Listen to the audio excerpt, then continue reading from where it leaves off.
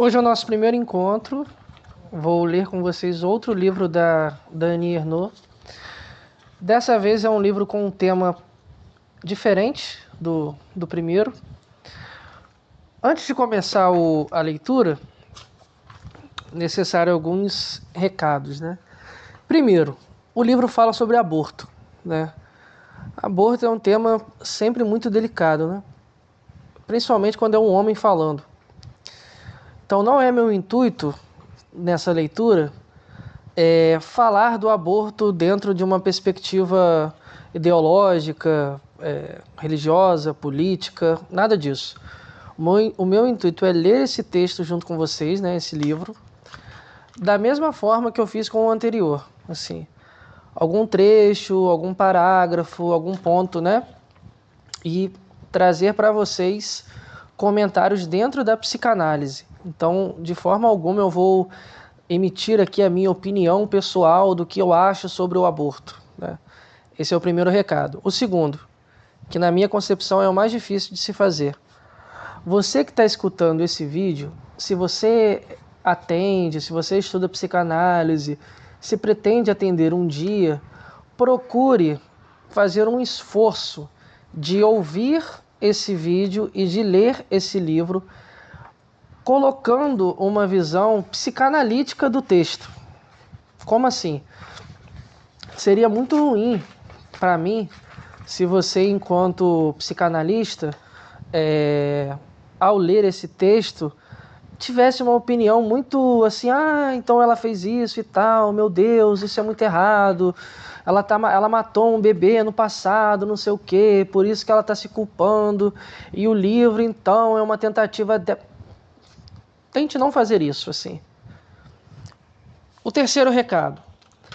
A minha intenção nessa leitura com vocês é questionar esse lugar de mãe.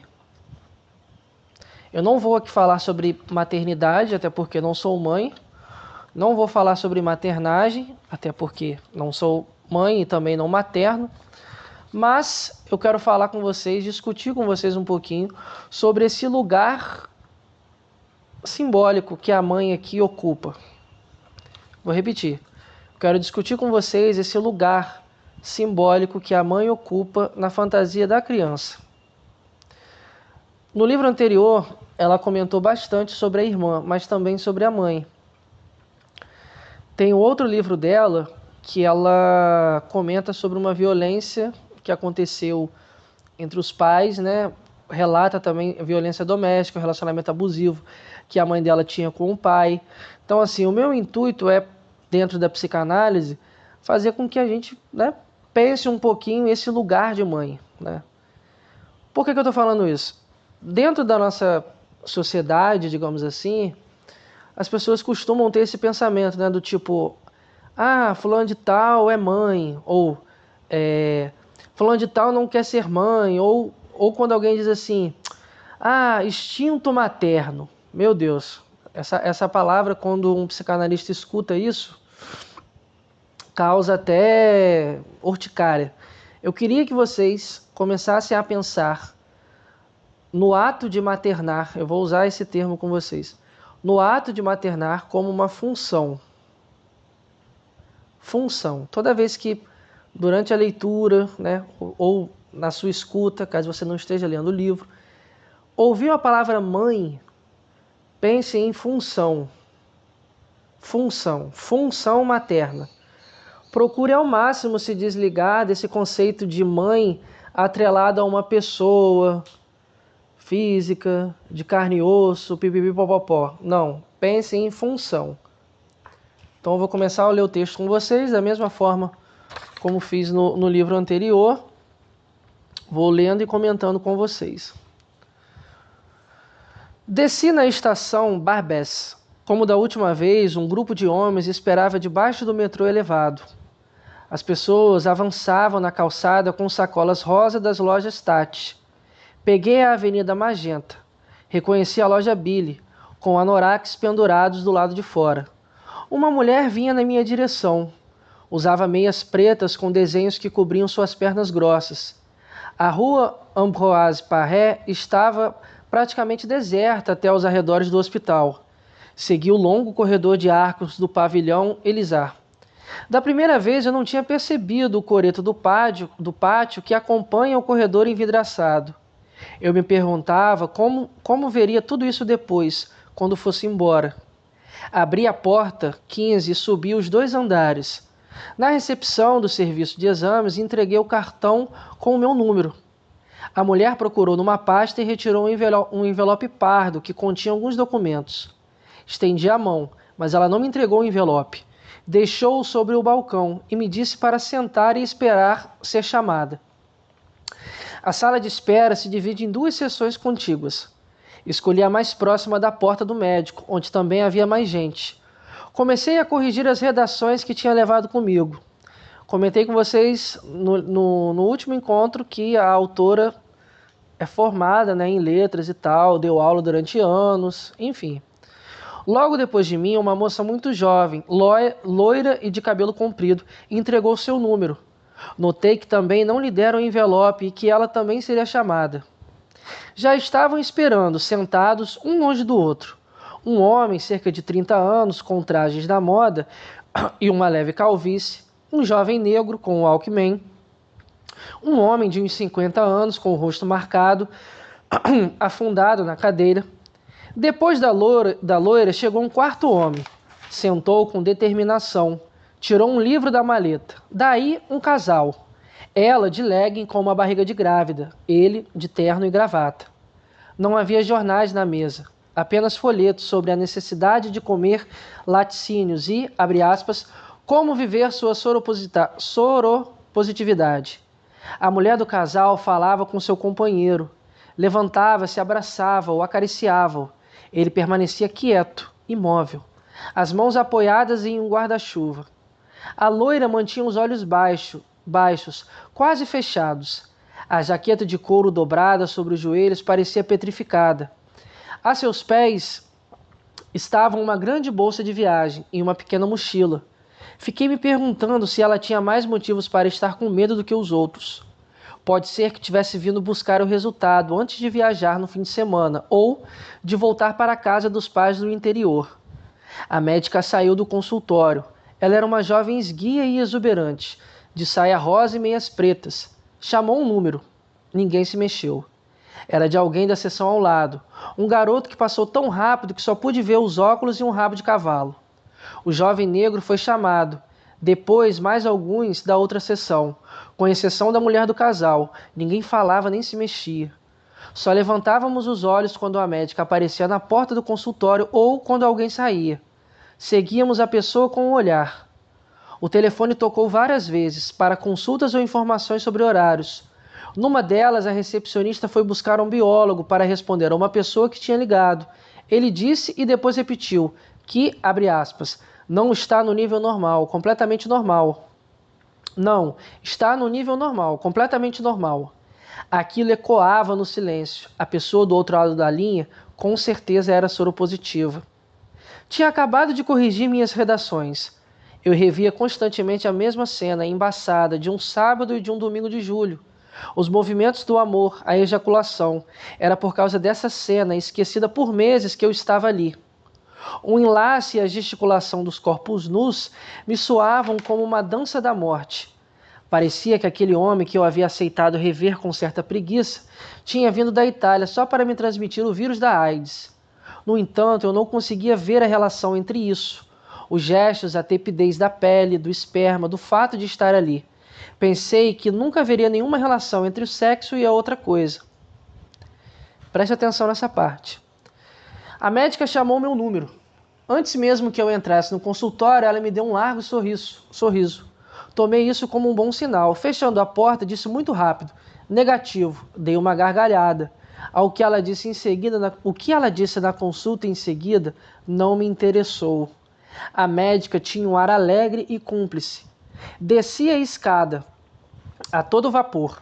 Refiz o caminho no sentido inverso, sem olhar para nada. Eu dizia a mim mesma que tinha sido salva. Mais uma vez. Lembra do livro anterior, né? Onde ela foi salva da doença que ela teve lá, etc. Eu dizia a mim mesma que tinha sido salva mais uma vez. Gostaria de saber se a moça loira também tinha.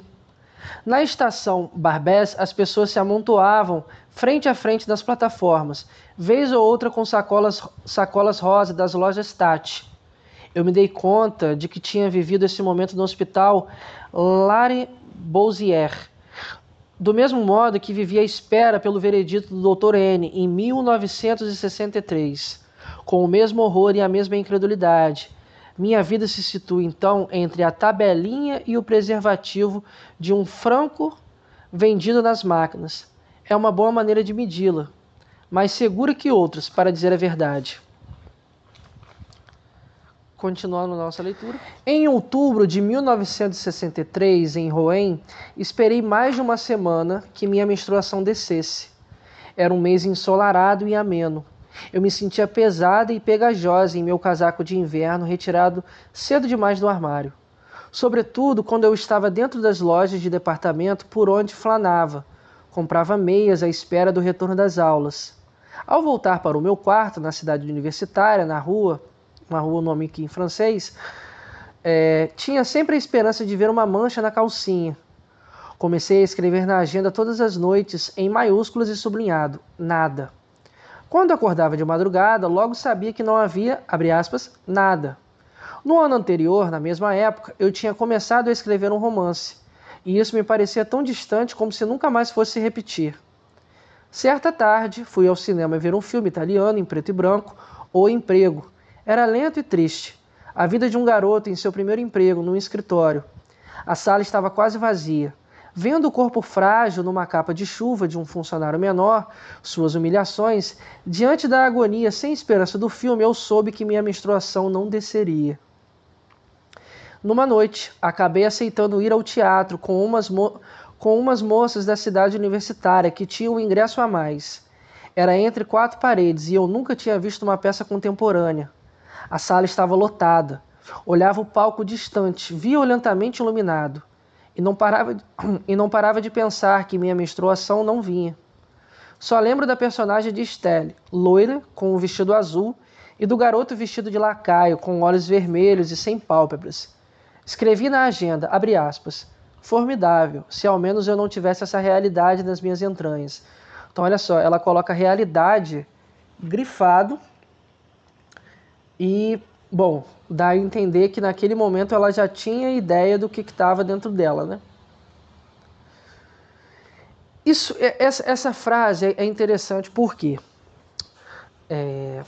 se você conversa com uma pessoa religiosa e a partir do momento que essa pessoa encontra ali no teste de gravidez uma segunda listrinha roxa,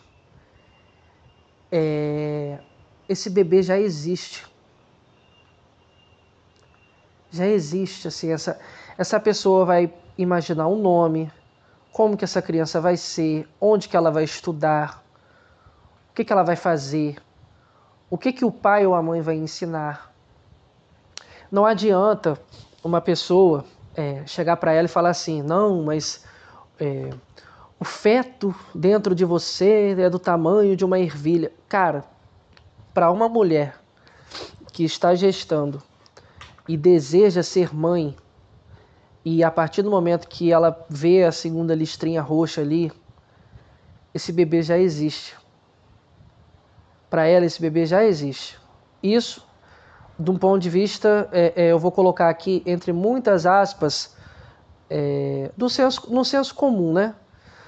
Do ponto de vista da psicanálise, nós não vamos pensar nesse bebê aqui como um sujeito, porque ele ainda não é um sujeito. Eu gostaria que vocês pensassem nesse bebê aqui. Eu vou usar afeto entre muitas aspas, porque eu acabei de dar esse exemplo para vocês, né? Mas tomem esse feto como um objeto. Esse objeto pode ser sim, ou melhor, esse objeto pode ter um investimento libidinal, do tipo, eu vou ter um filho e se chamará Caio, por exemplo. Ou esse objeto pode não receber esse investimento libidinal, mas pode ser rejeitado. Então, assim, duas palavrinhas, objeto e dejeto. Muito cuidado ao ouvir essas duas palavras, por quê? Para não cair numa cilada moral / ideológica / religiosa de, por exemplo, dizer o seguinte: uma notícia de uma mãe, por exemplo, uma mãe que jogou o filho numa lata de lixo. Olha só, tipo, jogou o filho numa lata de lixo. Como que ela teve coragem de fazer isso?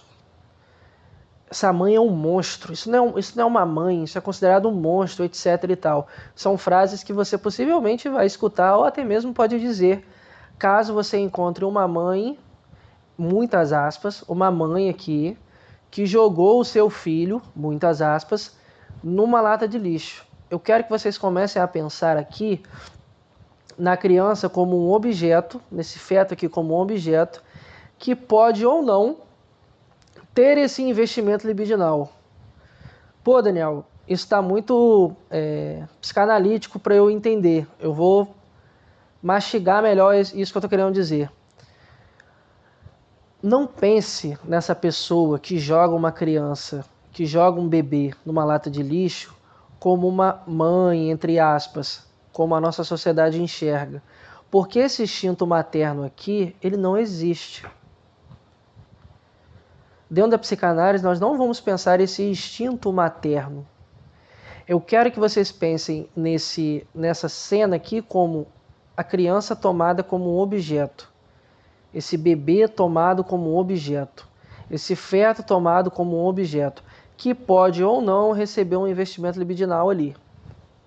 Isso aqui é muito importante para a gente começar a pensar sobre esses conceitos, né, dentro desse tema, retirando um pouco esse olhar religioso, moral, ético, ou até mesmo biológico. Tipo, às vezes você que está escutando esse áudio, sei lá, faz biologia, é médico e pode apresentar uma série de argumentos. Não, mas com tantas semanas de gravidez, o coração já bate, ou já tem costelas, já tem os órgãos formados e não sei o quê. E se a mulher, por exemplo, aborta com não sei quantas semanas, ela está matando um ser vivo, que não sei o que lá, que não sei o que lá, que já tem impressão digital. Tente ao máximo se afastar um pouco desse tipo de visão.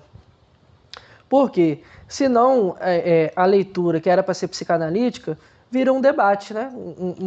Algo dentro de uma ordem moral, né? Não estamos aqui para julgar o que a autora, né, fez, e muito menos julgar quem realiza aborto. É para pensar do ponto de vista psicanalítico. No fim de outubro, parei de acreditar que ela poderia descer. Marquei uma consulta com o ginecologista, o Dr. N, para o dia 8 de novembro. No fim da semana do dia de Todos os Santos, olha só, no fim da semana do dia de Todos os Santos. Lembra que no livro anterior, A Outra Filha, a irmã dela morreu na semana desse dia dos Santos. Voltei para a casa dos meus pais, como de costume. Temia que minha mãe fizesse perguntas sobre o atraso. Tinha certeza de que ela olhava as minhas calcinhas todos os meses, quando separava a roupa suja que eu trazia para ser lavada. Segunda-feira acordei com o estômago embrulhado e um gosto estranho na boca. Na farmácia me deram Hepaton, um líquido denso e verde que piorou meu enjoo. Uma garota da cidade universitária propôs que eu desse aulas de francês no lugar dela no Instituto Saint-Dominique. Era uma boa oportunidade para ganhar um pouco de dinheiro, além da bolsa de estudos. A diretora me recebeu o Lagardère e Michard do século XVI na mão. Eu disse que nunca tinha dado aula e que estava assustada. Era normal. E até ela, durante 2 anos, só tinha conseguido entrar na sala de aula de filosofia com a cabeça baixa, olhando para o chão. Sentada em uma cadeira em frente à minha, ela encenava essa lembrança. Eu só conseguia prestar atenção em seu crânio coberto pelo véu. Saindo com Lagardère e Michard, acho que diz assim, né? Que ela havia me emprestado, eu me vi na sala do primeiro ano do ensino médio, diante das adolescentes, e tive vontade de vomitar. No dia seguinte, liguei para a diretora e recusei as aulas. Ela me pediu secamente que devolvesse um manual de literatura. Sexta-feira, 8 de novembro, andando na direção da praça do Hotel de Leville para pegar um ônibus e ir à consulta do Dr. N na rua Lafayette, cruzei com Jacques S., um estudante de letras, filho de um diretor de fábrica da região. Ele queria saber o que eu estava fazendo do outro lado do rio. Eu disse que estava com dor de estômago e que ia me consultar com um estomatologista. Ele me corrigiu categoricamente. O estomatologista não cuida do estômago, mas de infecções da boca. Temendo que ele suspeitasse de alguma coisa por causa da minha gafe e quisesse me acompanhar até a porta do consultório, me despedi de repente com a chegada do ônibus. Bem no momento em que eu estava descendo da maca, com meu grande suéter verde caindo sobre as costas, o ginecologista me disse que com toda certeza eu estava grávida. O que eu achei que fosse um problema de estômago era náusea. De todo mundo, ele me receitou algumas injeções para fazer a menstruação descer, mas não parecia acreditar que surgiria um efeito. Na porta, sorria com um ar jovial, abre aspas, os filhos do amor são sempre os mais bonitos. Era uma frase horrorosa. Voltei a pé para a cidade universitária. Na agenda consta, estou grávida. Que horror. Preste atenção nesse trecho aqui, ó. Os filhos do amor são sempre os mais bonitos. Era uma frase horrorosa. Voltei a pé para a cidade universitária. Na agenda consta, estou grávida. Que horror. Você consegue perceber a antítese aqui? Tipo, os filhos do amor são sempre os mais bonitos. Vamos pensar aqui num filho quando ele é desejado. E quando um filho não é desejado. Preste atenção nas frases, no termo que as pessoas costumam empregar. Uma gravidez desejada ou uma gravidez indesejada. O seu filho foi planejado ou foi por acidente? Você já parou para refletir nessas expressões que costumamos usar? Gravidez planejada ou uma gravidez acidental? Esse filho foi planejado ou não foi planejado? E ela diz, ó, estou grávida, que horror. Diante dessa primeira frase, ó, os filhos do amor são sempre os mais bonitos. Eu gostaria que vocês começassem a refletir a respeito disso. O filho como fruto do desejo dos pais. Vou repetir. O filho como fruto do desejo dos pais. A autora aqui deixa claro nesse parágrafo que ela não desejava ser mãe, que ela não desejava maternar, que ela não desejava gestar, que ela não desejava ter essa criança, pelo menos naquele momento. Pelo menos naquele momento. Aí você pode estar pensando, ué, mas que frase estranha é essa, Daniel? A quantidade de mulheres que hoje possuem filhos que em algum momento de suas vidas realizaram um aborto é enorme. Então, assim, às vezes a pessoa tem um filho, eu tenho um filho que se chama Isaac e tal, eu tive com 35 anos, eu já estava formada, casada, mas com 17 eu engravidei de um namorado e na época eu abortei. Um exemplo, né, de uma situação que pode acontecer. Naquela época, essa mulher aqui, hipotética, né, não desejava ser mãe. Mas esse é o ponto aqui que eu gostaria também de discutir com vocês. Mais uma vez, dentro de um ponto de vista psicanalítico. Realizar um aborto não significa necessariamente que essa mulher que está realizando um aborto não tem desejo de ser mãe.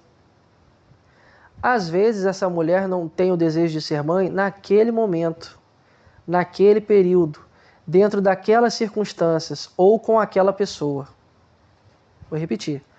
Às vezes essa mulher não tem o desejo de ser mãe naquele momento, dentro daquelas circunstâncias ou com aquela pessoa.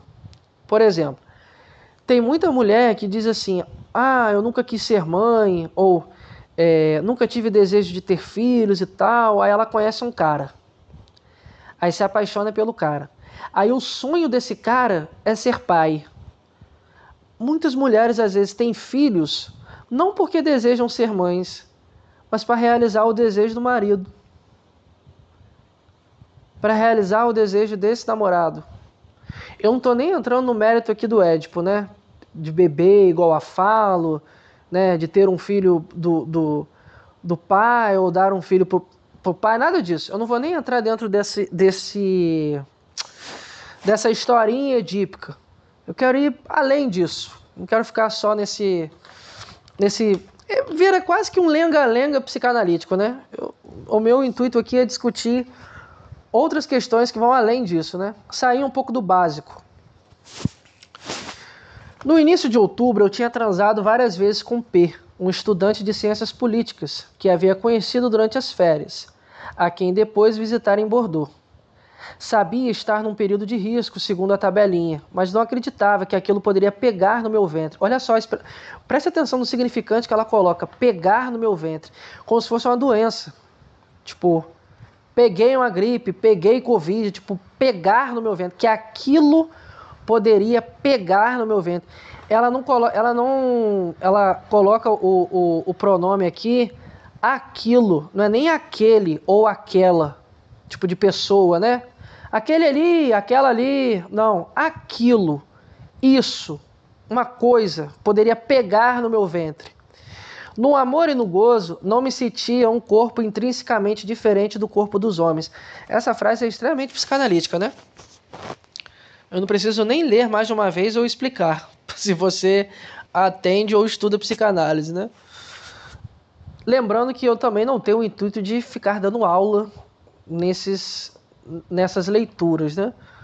O meu objetivo é ler junto com vocês e ir comentando. Todas as imagens da minha estadia em Bordeaux, no quarto da rua Pasteur, acho que diz assim, com o barulho incessante dos carros, a cama estreita, o terraço do Café Montagne, o cinema onde havíamos assistido a um filme B, O Rapto das Sabinas, não tinham mais do que um único significado. Eu estava ali e não sabia que estava engravidando. A enfermeira da universidade me deu uma injeção à noite, sem fazer nenhum comentário, e no dia seguinte, pela manhã, era o fim de semana do dia 11 de novembro. Voltei para a casa dos meus pais. Em certo momento, tive um rápido e curto corrimento de sangue rosado.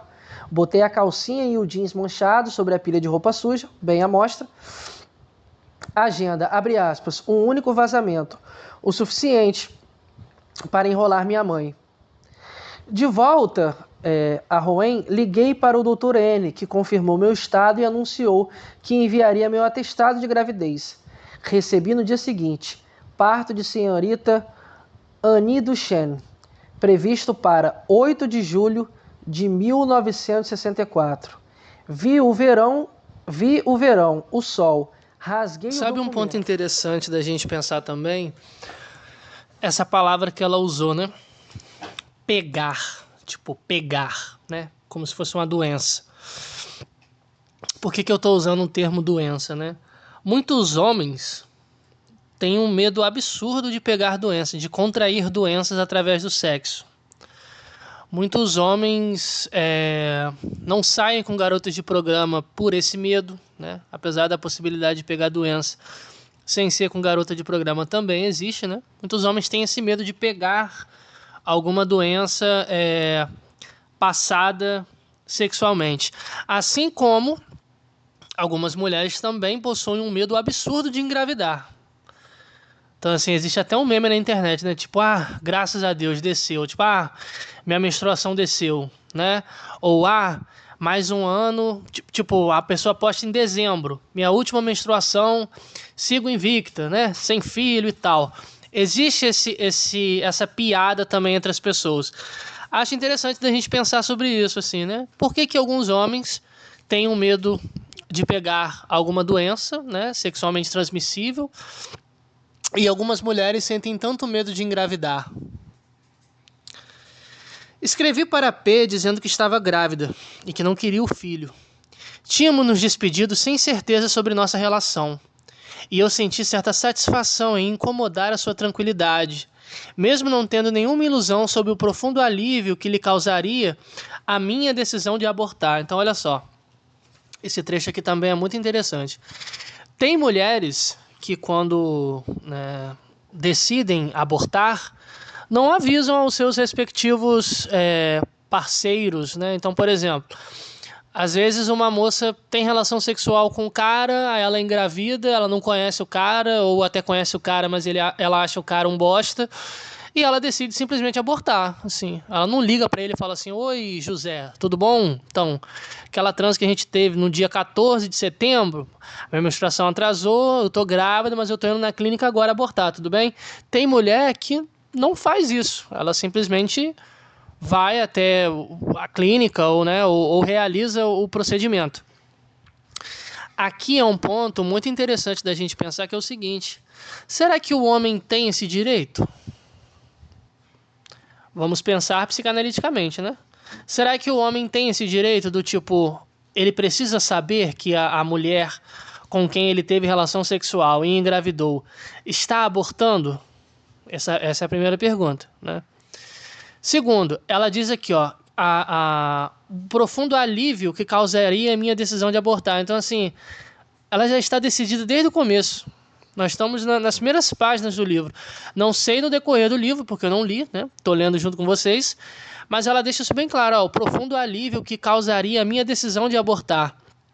Ela não fala de culpa, ela não fala de vergonha, que são sentimentos que muitas mulheres, às vezes, em alguns casos, passam, né? Então, assim, a nossa sociedade julga essas mulheres, né, quando elas abortam. Por quê? Mais uma vez, a sociedade não enxerga esse feto como um feto, mas como uma vida, como uma pessoa. Então, assim, para alguém que é contra o aborto, essa pessoa vê o ato do aborto como um assassinato. Vou repetir, uma pessoa que é contra o aborto, ela não vai entender a frase interromper uma gravidez. Para ela, interromper uma gravidez é cometer um assassinato. Isso aqui é muito importante da gente pensar também, né? Uma semana depois, Kennedy foi assassinado em Dallas, mas isso já não me despertava nenhum interesse. Os meses seguiram banhados por uma luz embaçada e pálida. Eu me vejo nas ruas andando sem parar. Todas as vezes que pensei nesse período, me vieram à mente expressões literárias como, abre aspas, a viagem, abre aspas, além do bem e do mal, ou ainda a viagem ao fim da noite. Elas sempre me pareceram corresponder o que vivi e o que senti naquele momento, algo indizível e de certa beleza. Há muitos anos estou às voltas com esse acontecimento da minha vida, no caso o aborto, né? Ler o relato de um aborto em um romance me arrebata num sobressalto, sem imagens, nem pensamentos, como se as palavras se transformassem instantaneamente em sensação violenta. Da mesma forma, quando ouço por acaso, um trecho aqui em francês, né? Ou qualquer outra música que me acompanhou nesse período, fico perturbada. Essa parte aqui eu acho muito interessante da gente pensar o seguinte. No livro anterior, ela diz que 2 anos antes de ouvir da amiga lá da mãe que a irmã dela morreu, né, que ela teve uma irmãzinha pequenininha, ela escutou isso de uma prima, mas ela ignorou. Ah, não quero saber disso. Não é que ignorou, eu não quero saber disso. Ela recalcou aquilo, né? Mas quando ela escuta, né, uma música, ou quando ela lê um romance e vê isso, esse acontecimento do aborto, isso remete a ela o que aconteceu com ela. Tem uma série muito boa, pelo menos a primeira temporada, né? As outras eu acho horrível, que é The Sinner. É da Netflix, não sei se ainda tá no catálogo, faz tempo que eu vi. Que a trama da primeira temporada, uma mulher tá ali na praia e tal, brincando com as crianças, um monte de gente passando, e ela escuta uma música. E ela simplesmente levanta de onde ela tá, vai até um determinado lugar e mata uma pessoa.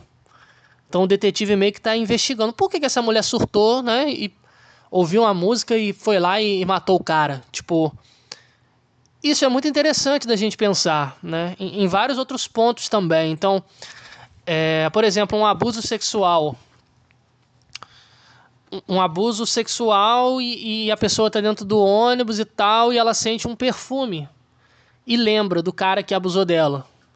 Ou um cheiro muito forte de cerveja ou de cachaça. Ou um cheiro de cigarro. Algo que remete, entendeu? Um som, uma cena, uma voz, uma frase.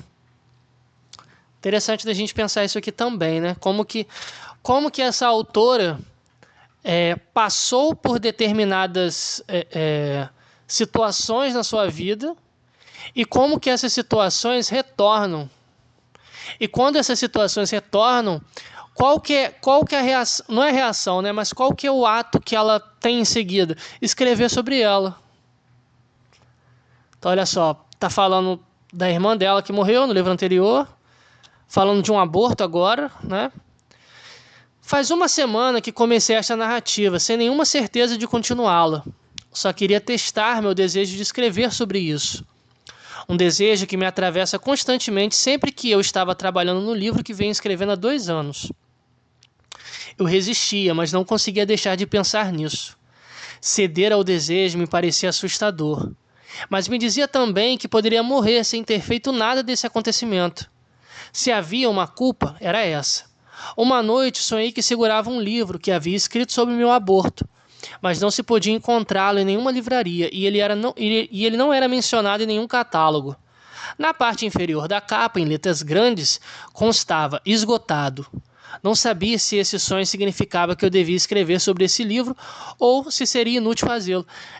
É a mesma reação que ela tem no que diz respeito à carta que ela escreveu para a irmã dela morta, que ela nunca conheceu, né? Ela se questiona se é inútil ou não escrever, né, sobre isso. E olha só que interessante. Ela não conheceu a irmã, que morreu antes que ela nascesse.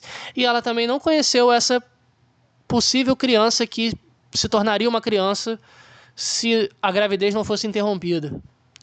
Percebe como que esses 2 livros, ainda não li o livro completo, esse segundo, né? Ela está falando também de um luto. Mas é aí que está. Esse ponto que é interessante da gente pensar.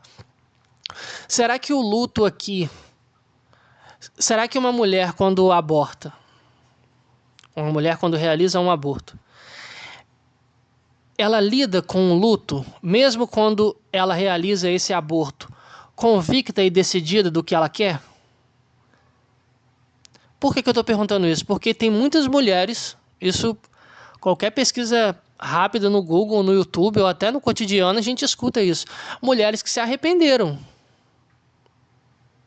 Mulheres que se arrependeram profundamente de ter realizado o aborto. Ou mulheres que passaram por esse procedimento em situações horríveis e desenvolveram inúmeros, entre aspas, transtornos depois. Dizer que isso não existe, a gente estaríamos negando uma realidade presente em muitas mulheres, né? Então é um questionamento. Poxa, será que esse livro também ela não está falando de luto? Ou será que não? Assim, ou será que essa criança, ou melhor, que esse feto em momento algum foi desejado?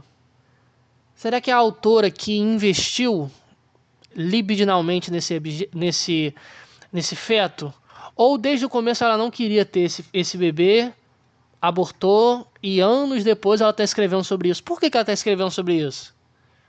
São questionamentos que a gente pode fazer durante a leitura, né? Lembrando, com muito cuidado para, né, não julgar, né? Com esse relato foi o tempo que se pôs em movimento e que me conduz apesar de mim. Sei agora que estou tão decidida a ir até o fim, aconteça o que acontecer, como estava quando aos 23 anos rasguei o atestado de gravidez. Quero mergulhar mais uma vez nesse período da minha vida, saber o que se encontra ali. Olha só, isso é um ato de coragem, né? Pouquíssimas pessoas têm coragem de fazer isso na análise, na presença de um analista ali num setting com toda a privacidade, com toda com o contrato que existe de confidencialidade. Imagine fazer isso num livro. Então, assim, ela quer mergulhar mais uma vez nesse período da vida, né? Essa exploração vai se inscrever na trama de um relato, o único capaz de recuperar um acontecimento que era apenas um tempo dentro e fora de mim. Olha só a escrita mais uma vez aqui como uma tentativa de fazer, né, de produzir algo, né? Tipo, a escrita dela produz algo. Eu acho que por isso que, claro, existem escritas que aí é uma discussão talvez literária / artística, se toda escrita produz algo, enfim, mas eu vejo isso assim, por isso que me interessou tanto essa autora. Existe uma produção aqui, né, do ponto de vista inconsciente, né, através da letra, né, da palavra. Estamos aqui falando sobre ela, né? Uma agenda e um diário íntimos, mantidos durante esses meses, vão me trazer as referências e provas necessárias ao estabelecimento dos fatos. Vou me esforçar, acima de tudo, para me aprofundar em cada imagem, até que tenha a sensação física de alcançá-la, e que surjam algumas palavras sobre as quais eu possa dizer: é isso, é isso, é isso. Ouvir de novo cada uma dessas frases que não se apagaram em mim, cujo sentido na época deve ter sido tão insuportável ou inversamente tão reconfortante, que afundo em desgosto ou doçura ao pensá-las hoje. Que o modo como vivi essa experiência do aborto, olha só como que ela coloca, o modo como vivi essa experiência do aborto. A clandestinidade remonte a uma história superada não me parece um motivo válido para deixá-la enterrada, mesmo que o paradoxo de uma lei justa seja quase sempre obrigar as antigas vítimas a se calar, em nome de que tudo isso acabou. De maneira que o mesmo silêncio de antes encubra o que aconteceu. É justamente porque nenhuma interdição pesa mais sobre o aborto que posso, deixando de lado o senso coletivo e as fórmulas necessariamente simplificadas imposta pela luta das mulheres nos anos 70, violência contra as mulheres, ela coloca entre aspas, né, etc., enfrentar na sua realidade esse acontecimento inesquecível. Então, olha só, ela coloca no parágrafo anterior a experiência do aborto, essa palavra experiência. Aí agora ela coloca acontecimento inesquecível. Mais uma vez, eu não sou mulher, não sou mãe, mas acredito eu que a experiência que uma mulher passa ao abortar, né? E aqui é importante marcar isso aqui também. Nós não estamos lendo o livro aqui diante de um aborto, por exemplo, espontâneo, ou de um acidente que ela sofreu, caiu a escada, ou teve um tombo, ou teve um aborto espontâneo. Não, nós não estamos falando nós não estamos falando de um acidente, nós não estamos falando disso. Nós estamos falando de um ato consciente e decidido por ela, com 23 anos de idade, quando realizou o aborto. E ela está escrevendo sobre isso, né?